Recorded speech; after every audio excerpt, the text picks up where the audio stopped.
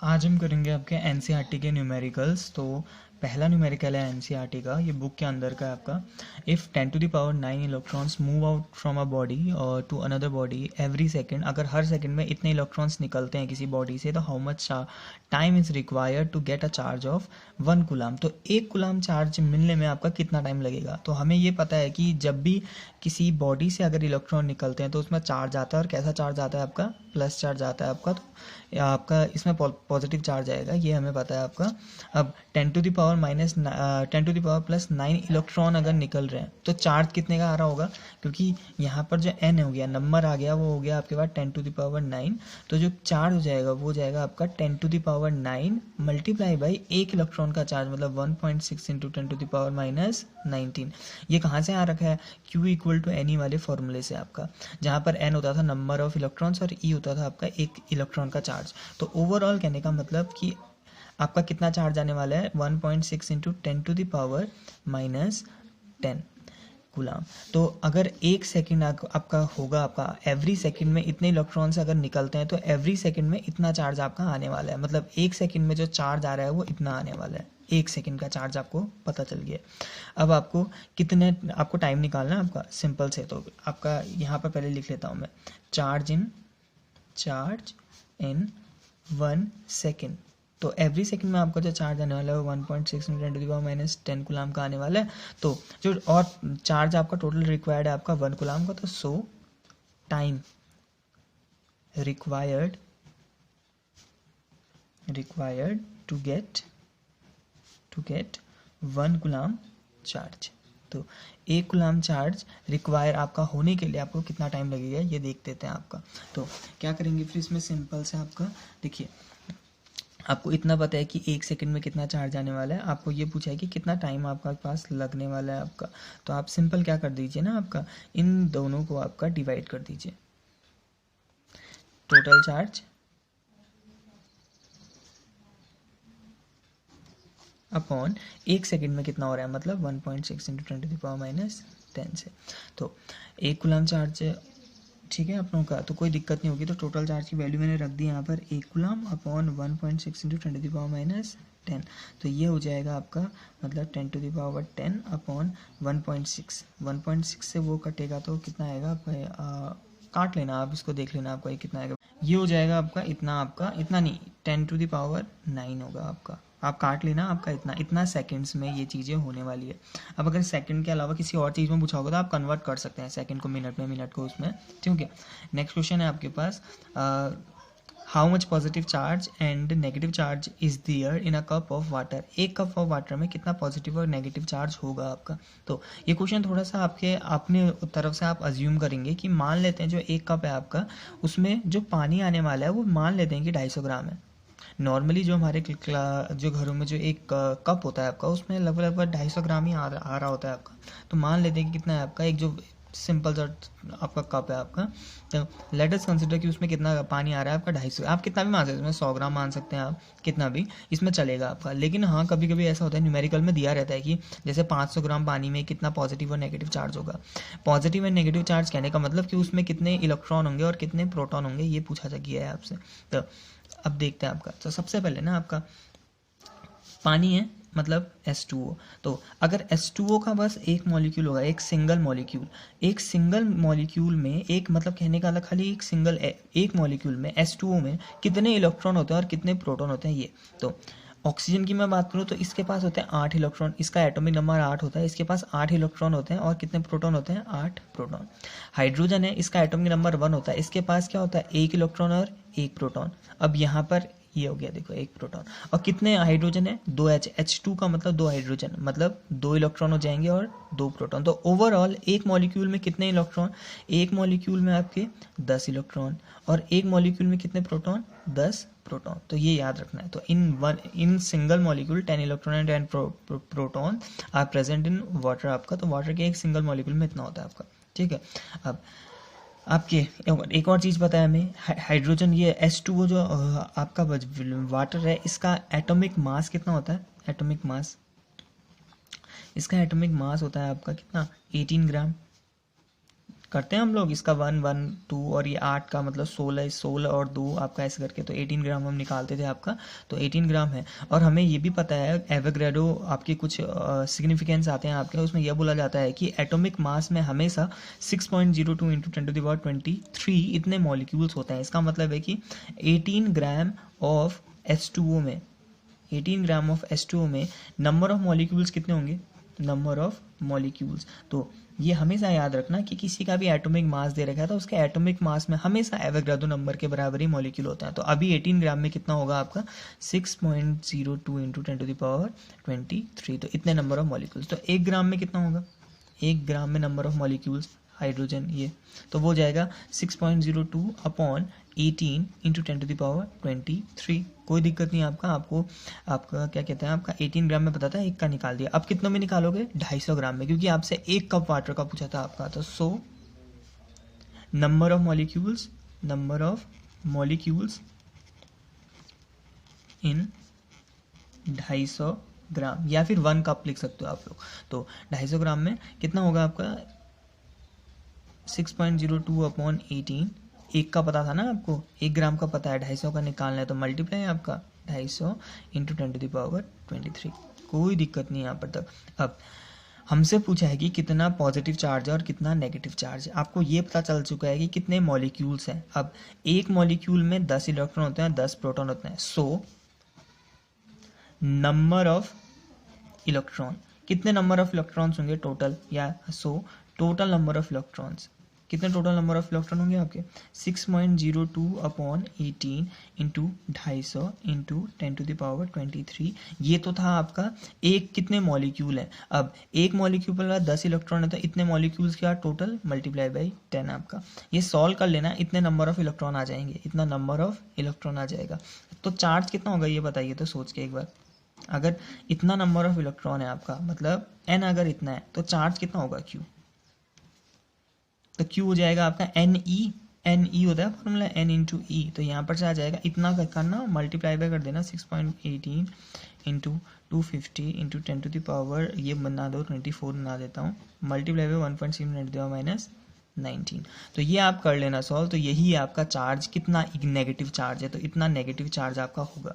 Similarly जब ये आप इसको सॉल्व आउट कर लोगे, इसको सॉल्व करना आप लोगों का, जब काट पीट कर लोगे सॉल्व कर लोगे, तो इतना ही आपका प्लस चार्ज भी होगा, क्योंकि प्लस चार्ज भी सेम है आपका, हो जाएगा, कोई दिक्कत नहीं होगी इसमें न्यूमेरिकल में। तो अगर न्यूमेरिकल समझ में आ गया है, तो हमने क्या किया, स्टार्टिंग में हमने कह दिया कि let's consider the mass of, let's consider, सबसे स्टार्टिंग में कहना let's consider the mass of 1 cup of water is 250 gram. उसके बाद आप ये स्टार्ट करोगे कि एक मॉलिक्यूल की अगर मैं बात करूँ हाइड्रोजन की, तो उसमें 10 इलेक्ट्रॉन 10 प्रोटॉन और एटॉमिक मास होता है 18 ग्राम। फिर हमें एवोगैड्रो हाइपोथेसिस पता है, वो ये बोलता है आपका कि 18 ग्राम या एटॉमिक मास में हमेशा एवोगैड्रो नंबर होता है आपका। तो 18 ग्राम में कितने मॉलिक्यूल्स, एवोगैड्रो नंबर के बराबर। तो 1 ग्राम में निकाला, और फिर उसके बाद 250 ग्राम में क्या किया, 250 ग्राम में निकाल दिया। तो 250 ग्राम में नंबर ऑफ मॉलिक्यूल जब आ गया, n अगर आ गया, तो चार्ज आप आराम से निकाल लोगे। ठीक है, तीसरा न्यूमेरिकल देखते हैं आपका, नेक्स्ट न्यूमेरिकल। तो ये भी एनसीईआरटी के, सारे आज जितने भी हैं सबके सब एनसीईआरटी के ही न्यूमेरिकल हैं आपका। तो सिंपल सा numerical, what is the force between two small charge having इतना इतना आपका। तो Q1 दे रखा है आपका 2 × 10⁻⁷ और Q2 भी दे रखा है, साथ में R भी दे रखा है। अब एक चीज़ है, ये भी कुलाम में दे रखा है, ये भी कुलाम में, ये सेंटीमीटर में दे रखा है, और सेंटीमीटर एक CGS यूनिट होती है, तो इसका SI यूनिट में चेंज करोगे तो ये हो जाएगा 30 × 10⁻⁻2 मीटर।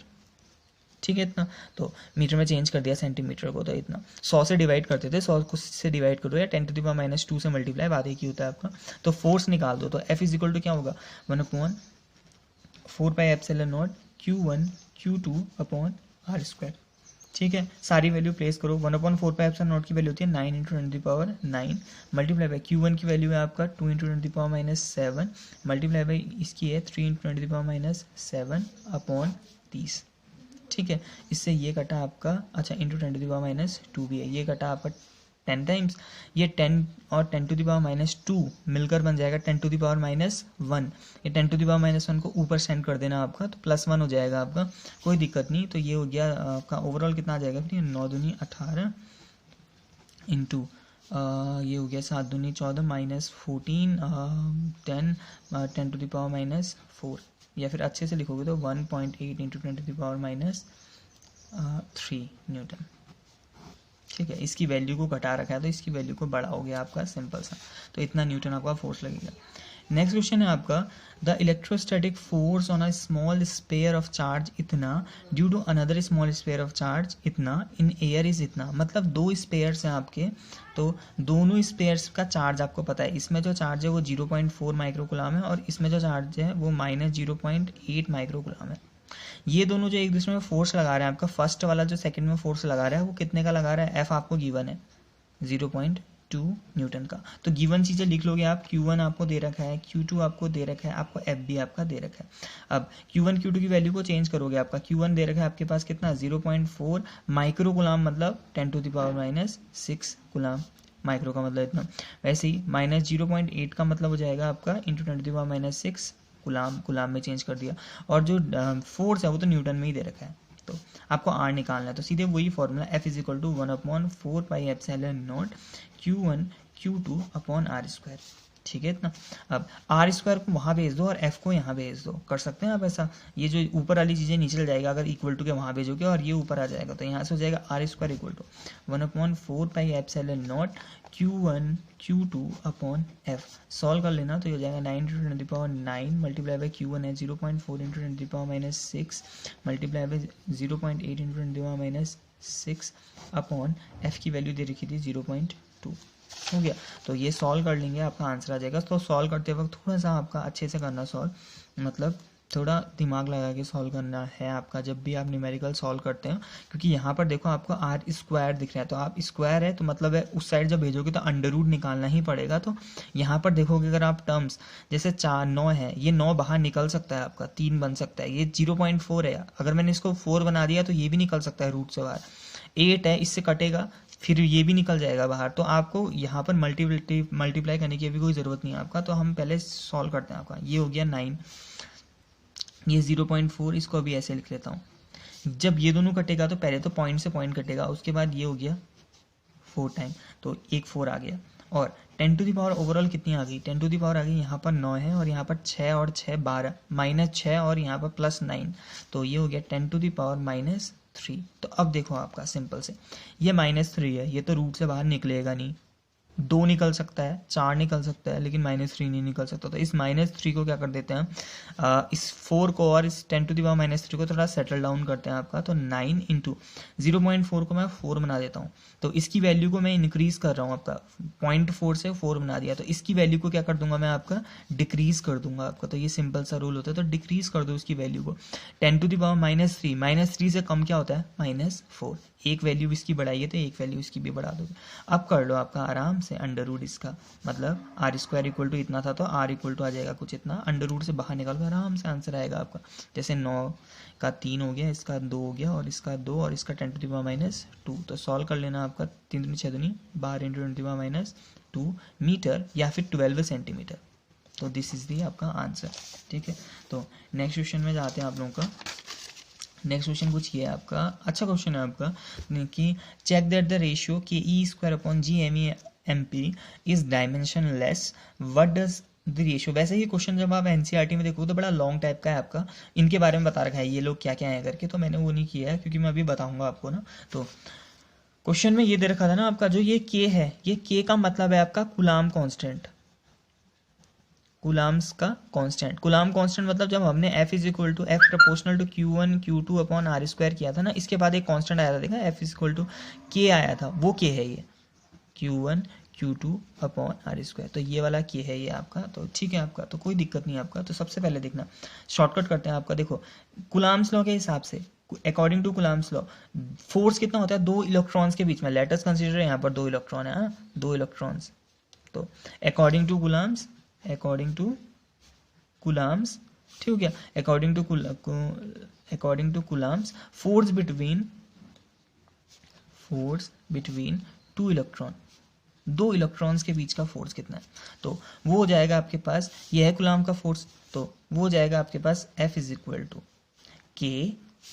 K 2 इलेक्ट्रॉन है तो ये भी E, मतलब E² अपॉन R का स्क्वायर, कोई दिक्कत नहीं।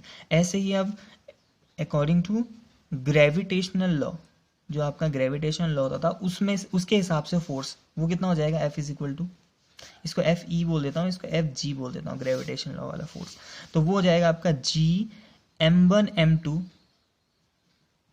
Upon R square. अच्छा, दो इलेक्ट्रॉन्स ना मान के ना क्या कर लो ना, एक इलेक्ट्रॉन एक प्रोटॉन मानो, क्योंकि यहाँ पर एम ई और एम पी है ना आपका, तो एक इलेक्ट्रॉन और एक प्रोटॉन। लेकिन आपको ये याद होना चाहिए कि प्रोटॉन का जो चार्ज होता है वो भी कितना होता है आपका इलेक्ट्रॉन के चार्ज के बराबर, तभी यहाँ पर ई स्क्वायर हुआ है। तो यहाँ पर आ जाएगा एम ई, यहाँ पर आ जाएगा एम पी, कोई दिक्कत है इतने में नहीं होगी। दोनों को डिवाइड कर दो तो एफ ई अपॉन एफ जी, देखना क्या आएगा। जब आप दोनों को डिवाइड करोगे तो नीचे से आर स्क्वायर कटेगा, तो क्या बचेगा, K E square upon G M E M P, इतना आएगा आपका। अब आपसे ये पूछा है कि इसकी डायमेंशन कितनी है, तो क्लास 11 में हमने पढ़ा था अगर इक्वल टू कहीं पर आ जाता है तो इसका मतलब होता है कि left hand side and right hand side दोनों की क्या होती है, डायमेंशन सेम। तो इसकी जो डायमेंशन होगी इस टर्म की, वही डायमेंशन इसकी होगी। ठीक है आपका, that means dimension of K E square upon G M E M P is equal to क्या हो जाएगा, dimension of F E upon F G. ठीक है आपका। अब ये भी फोर्स, ये भी फोर्स, ऊपर भी फोर्स नीचे भी फोर्स, फोर्स की डायमेंशन होती है MLT माइनस 2, इसकी भी MLT माइनस 2, कटेगा कटेगा तो क्या आएगा यहाँ पर से, बराबर डायमेंशन लेस। सॉल्व करके दिखा सकते हो आप लोग, ऐसा कह सकते हो MLT minus 2 upon MLT minus 2, cut जाएगा सारा का सारा, तो क्या आ जाएगा, डायमेंशन लेस। तो पहला पार्ट तो प्रूफ हो गया। दूसरा एक और चीज पूछिए, what does the ratio signifies, ये रेशियो आपको क्या दिखाता है, या इस रेशियो से आपको क्या पता चलता है आपका। तो रेशियो से बस सिंपल सा ये पता चल रहा है आपका कि एफ ई अपॉन एफ जी, मतलब इलेक्ट्रिक फोर्स और ग्रेविटेशनल फोर्स की इलेक्ट्रॉन एंड प्रोटॉन के बीच में कितना होता है आपका।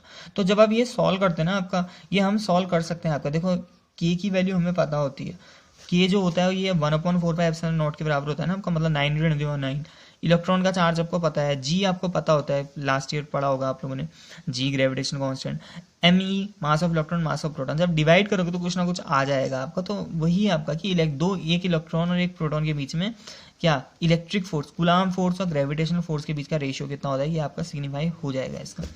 नेक्स्ट क्वेश्चन है आपका है एक्सप्लेनेशन टाइप क्वेश्चन है आपका कि explain the meaning of the statement electric charge of a body is quantized, कि किसी भी बॉडी का जो चार्ज होता है वो क्वांटाइज्ड होता है। और ये मैंने बहुत अच्छे से बता रखा, जब हमारा फर्स्ट लेक्चर चला था, फर्स्ट या सेकंड लेक्चर जब हुआ था आपका, तो वहाँ पर हमने देखा था आपका कि जो चार्ज होता है वो हमेशा क्वांटाइज्ड होता है। क्यों, क्या चार्ज कैसे आता था, हमने सबसे पहले फ्रिक्शन इलेक्ट्रिसिटी पढ़ी थी आपका, कि दो चीज़ों को रगड़ते हैं तो इलेक्ट्रॉन क्या करते थे, एक से दूसरे में चले जाते हैं आपका। तो अगर एक इलेक्ट्रॉन जाएगा तो चार्ज आ जाएगा एक इलेक्ट्रॉन का, दो हो जाएंगे तो दो इलेक्ट्रॉन का, तीन जाएंगे तो तीन इलेक्ट्रॉन का। तो वहाँ से रूल आया था Q इक्वल टू एनी, तो इसी रूल को बोलते हैं हम क्वांटाइजेशन ऑफ चार्ज आपका। सेकेंड रूल बोल रहा है why can one ignore quantization of electric charge when dealing with macroscopic that is large scale charges. मतलब जब हम बड़ी बड़े चार्जेस, बड़े बड़े सिस्टम की बात करते हैं, उस टाइम हम ना ये छोटे छोटे चार्जेस को हम नेग्लेक्ट कर देते हैं। कहने का मतलब ना, उस टाइम हम ऐसा नहीं, जैसे हमने ये कहा था आपका कि जो भी 1.6 × 10⁻⁹ या जो भी इलेक्ट्रॉन का चार्ज होता है ना, उसी के मल्टीपल में चार्जेस होते हैं। मतलब 1.2 इतना हो सकता है, इतना इंटू 2 हो सकता है, इतना इंटू 3 हो सकता है, इतना इंटू 4 हो सकता है, इतना इंटू 5 हो सकता है, ऐसे कि हमने कुछ कहा था आपका। लेकिन जब हम बड़े बड़े चार्जेस की बात करते हैं, जैसे 100 कूलम, 101 कूलम, हम ये भी बोलते हैं कि 100 कूलम भी प्रेजेंट होता है, ये भी बोलते हैं कि 101 भी होता है, 102 भी होता है। तो हम ऐसा मतलब कहने का, तो अब मैं समझाता हूँ आपको कि मतलब क्या है इसका। तो देखो मैं थोड़ी देर के लिए ना एक एग्जाम्पल देता हूँ आपको। अगर मैं कहूँ 1 कूलम का चार्ज है, कितना चार्ज है आपका, 1 कूलम का चार्ज है, तो हम एक बार ये देखें कि अगर 1 कूलम का चार्ज होगा तो उसमें कितने इलेक्ट्रॉन होंगे। 1 कूलम का चार्ज कब बनेगा, मतलब 1 कूलम वैसे छोटा चार्ज है आपका, तो हम ये देखना चाहते हैं आपका कि 1 कूलम का चार्ज कब बनता है आपका। तो 1 कूलम का चार्ज कब बनेगा, जब कितना, देखो Q इक्वल टू एनी वाला रूल पता है आपको। तो Q की जगह 1 लिख दिया मैंने, N की जगह निकालना है मुझे, और E की जगह 1.6 × 10⁻⁹ तो यहाँ से N इक्वल टू आ जाएगा 1/1.6 × 10⁻+18 हो गया, इतना ही हो जाएगा। ये दोनों चीज़ें नीचे गई, 10⁻⁻19 जब ऊपर चले जाएगा तो इतना बन जाएगा आपका। ये कटेगा, कितना आएगा 0.625 × 10⁻19 या फिर 6.25 × 10⁻18। तो एक चीज़ समझिए आपका, एक कूलाम जब चार्ज होता है तो एक कूलाम में कितने चार्जेस हैं आपका, एक कूलाम में मतलब कितने इलेक्ट्रॉन है, कितने, ये बहुत ज़्यादा है ना आपका। इसको जब आप ओपन करोगे तो ये बनेगा 625, 2 जीरो यूज़ हो गए, आप 16 जीरो और लगा दो ऐसे करके, तो बहुत ज़्यादा है आपका। 1 2 3 4 5 6 7 8 9 10 11 12 13 14 15 16। तो जब इतना ज़्यादा इलेक्ट्रॉन मिलता है आपका, इतना ज़्यादा इलेक्ट्रॉन, इसको तो हम पढ़ भी नहीं पाएंगे, जब इतना ज़्यादा इलेक्ट्रॉन आपका मिलता है उसके बाद आपका एक कूलाम बनता है। हुआ नहीं हुआ आपका? तो कहने का मतलब है आपका कि एक कूलाम के अंदर आपका क्या होता है ना, जैसे मैं एक चीज़ बताता हूँ आपको, हम जब ये अपने हाथ को देख रहे हैं तो क्या आप इसके अंदर आपका ना इसके टिश्यूज़ को देख रहे हो आप लोग, जो आपकी सेल्स होती थी आपकी, जो केमिस्ट्री में हम पढ़ते हैं आपका जो सेल्स आपकी होती हैं, क्या आप वो देख पा रहे हो? आप नहीं देख पा रहे हो ना। मतलब जब हम बड़े लार्ज स्केल में देखते हैं तो हम वो छोटी छोटी चीज़ों को नेगलेक्ट करें, वो दिखती नहीं है हमको। वही चीज़ है आपका यहाँ पर भी। देखो जो एक इलेक्ट्रॉन का जो चार्ज है वो इतना बहुत ही माइनर है, एक इलेक्ट्रॉन का चार्ज बहुत माइनर है, और जब हम एक कूलाम की बात करते हैं तो उसमें तो इतने ज़्यादा इलेक्ट्रॉन आ जाते हैं। अब खुद सोचिए आपका, अगर मैं इसको एक इलेक्ट्रॉन फालतू दे दूँ, एक इलेक्ट्रॉन फालतू दे दूँ, खाली एक सिंगल इलेक्ट्रॉन, तो इसके पास हो जाएगा इतना, मतलब इतना हो जाएगा, 1 की जगह आ जाए, मतलब 0 की जगह 1 आ जाएगा आपका। तो इसमें जो चार्जेस होगा वो कितना बढ़ेगा? कुछ नहीं बढ़ेगा मेरे ख्याल से, ना के बराबर। जैसे ना एक समंदर है आपका, ठीक है, उसमें से अगर आप एक गिलास पानी ले लोगे तो क्या उसके लेवल में कुछ चेंजेस आ जाएंगे? एक गिलास पानी लेने से नहीं आएंगे, ना एक गिलास पानी देने से, ना 10 गिलास पानी लेने से भी कोई, एक बाल्टी पानी ले लो आप, उसके लेवल में कोई फर्क नहीं पड़ेगा। तो क्योंकि ये बहुत ही छोटा है आपका, जो इलेक्ट्रॉन का चार्ज है वो क्या है आपका, बहुत छोटा, इसकी जो क्वांटाइजेशन की यूनिट है वो बहुत छोटी है। तभी हम जब माइक्रोस्कोपिक लेवल की बात करते हैं आपका, तो उस टाइम आपका ये क्या करते हैं आपका, ये चीज़ें हम नेगलेक्ट कर लेते हैं आपका, क्योंकि वो ज़्यादा इफेक्ट नहीं कर रही होती हैं आपका। समझ में आ गया ना आपको? तो आप यही एक्सप्लेनेशन कैसे करेंगे आप लोग इसका, आप ये कहोगे कि let us consider 1 coulomb of charge, तो उसमें नंबर निकालना आपका, तो आप ये कहोगे कि 1 कूलम चार्ज में इतना ज़्यादा नंबर है आपका, कितना, इतना ज़्यादा नंबर है आपका। तो आप अगर इसमें 1 ऐड करोगे, इसमें मतलब कहने का मतलब आपका इतना ज़्यादा नंबर में आपका 1 2 कूलम, 1 2 मतलब कहने का मतलब 1 2 इलेक्ट्रॉन, 10 इलेक्ट्रॉन, 15 इलेक्ट्रॉन, इनसे कोई फ़र्क नहीं पड़ेगा अगर वो बढ़ेंगे या कम होंगे, इनसे ज़्यादा होंगे या कम होंगे, तब हम बोलते हैं। ठीक है।